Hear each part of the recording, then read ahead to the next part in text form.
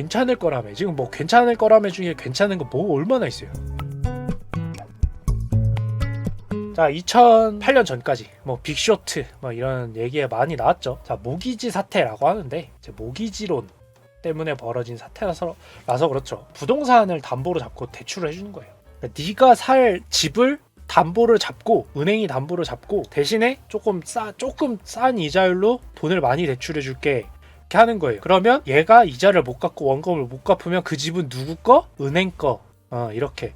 야, 그러면 은행 입장에서는 안전하네, 와 신난다 이렇게 하니까 누구나 다 이제 알고 있는, 그냥 여러분들 알고 있는 부동산 담보 대출이에요. 근데 왜 이 앞에 서브프라임이라고 붙냐? 이것도 어렵게 설명할 필요 없어요. 서브프라임이잖아요. 서브 띄고 프라임. 프라임은 뭐냐? 제일 높은 거. 프라임 제일 좋은 거. 상품, 아이스크림 이런 데 붙으면 제일 좋은 거 얘기하는 거잖아요. 프라임 등급. 이제 돈을 빌려줄 때 신용 등급처럼 당연히 등급이 있어요. 프라임 등급은 야, 이 사람 신용 상태도 좋고 돈도 잘 벌고 빚 잘 갚을 것 같다 이런 사람한테는 저금리로 많이 빌려주겠죠. 그래서 프라임 등급이라는 게 있었어요. 근데 그렇게만 하니까 재미가 없잖아요. 이자 수익률이 적잖아. 돈놀이가 이렇게 재미가 있어야지. 그래서 야, 그거보다 조금 더 위험한 사람들한테도 돈을 빌려주자. 그래서 그 밑에 등급이 있었어요. 그 다음에 야, 이거 돈 잘 벌리는데? 2000년대 초반부터.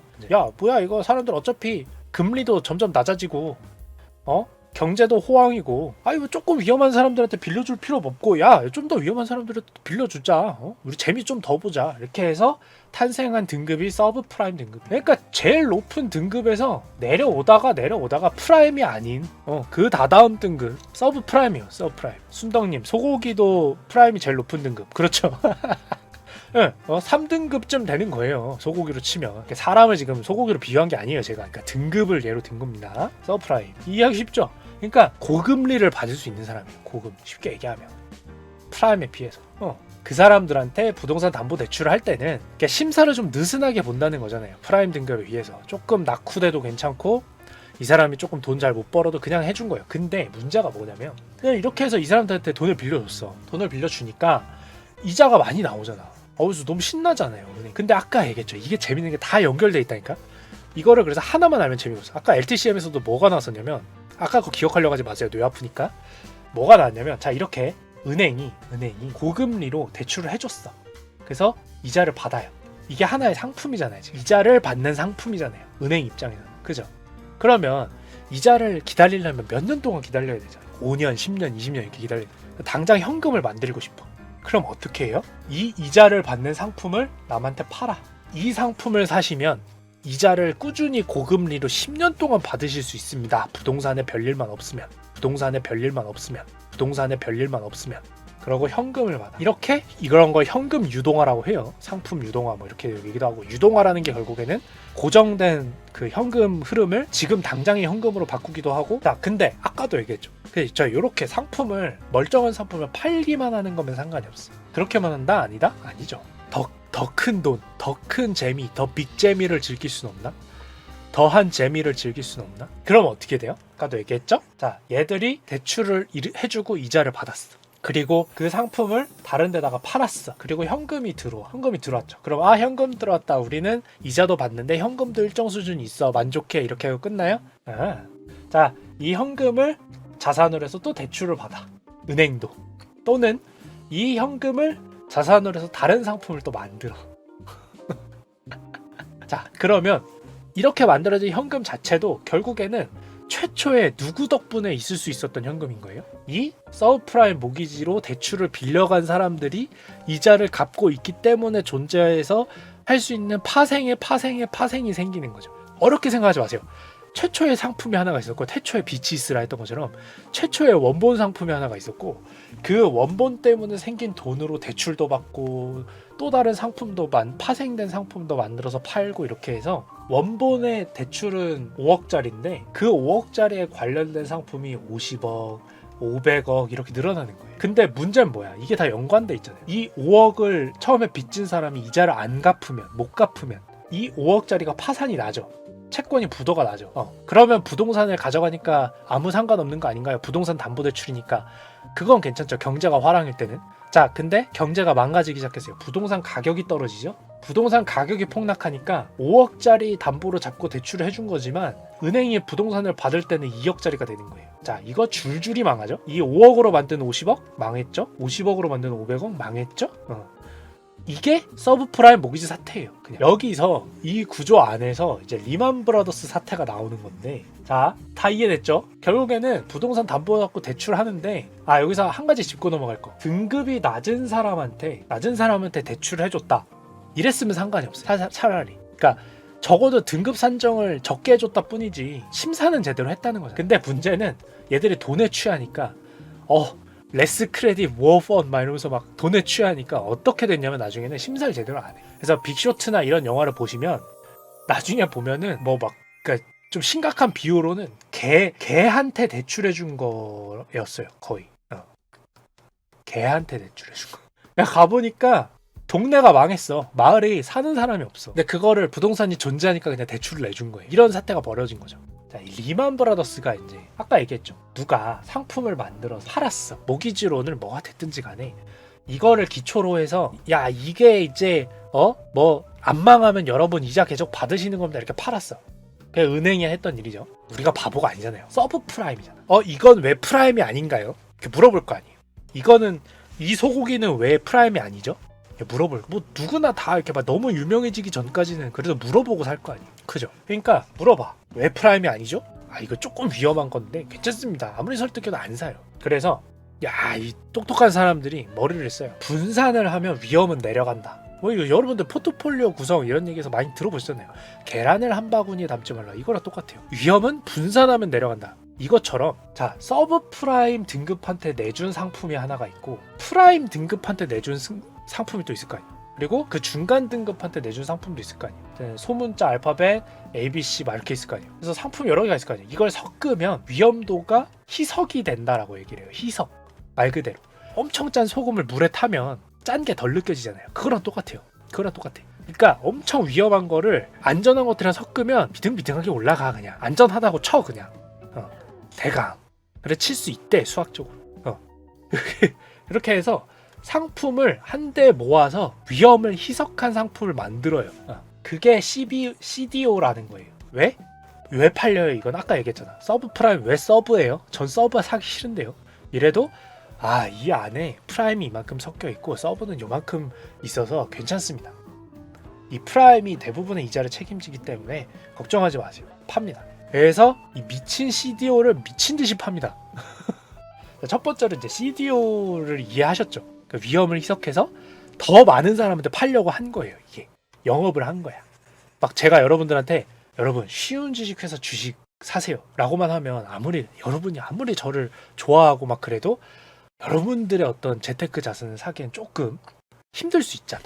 근데 여러분 쉬운 주식의 주식을 사시는데 이제 네이버 주식을 좀 섞어가지고 사시면 됩니다. 이러면서 가격을 좀 높게 불러.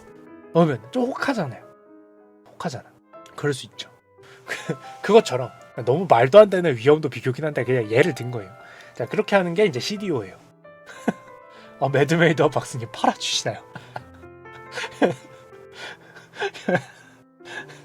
매드메이더 박스님 쉬운 주식만 좀 살게요. 감사합니다. 저야 걱정이 CDO가 끼워 팔긴 거야. 그냥 섞어 팔기죠. 그러니까 이게 재밌는 게 용어나 이렇게 법적 규제를 받는 부분 산업이 달라서 그렇지 구조는 컨셉은 다 비슷합니다. 섞어 파냐 끼워 파냐 나중에 파냐 담보 잡고 파냐 약속하고 파냐 이거예요. 진짜 재밌는 게 제가 그래서 금융상품 제발 어려워하지 마시라고 용어만 어려울 뿐이다. 제가 오죽하면 이런 서비스까지 만들겠어요.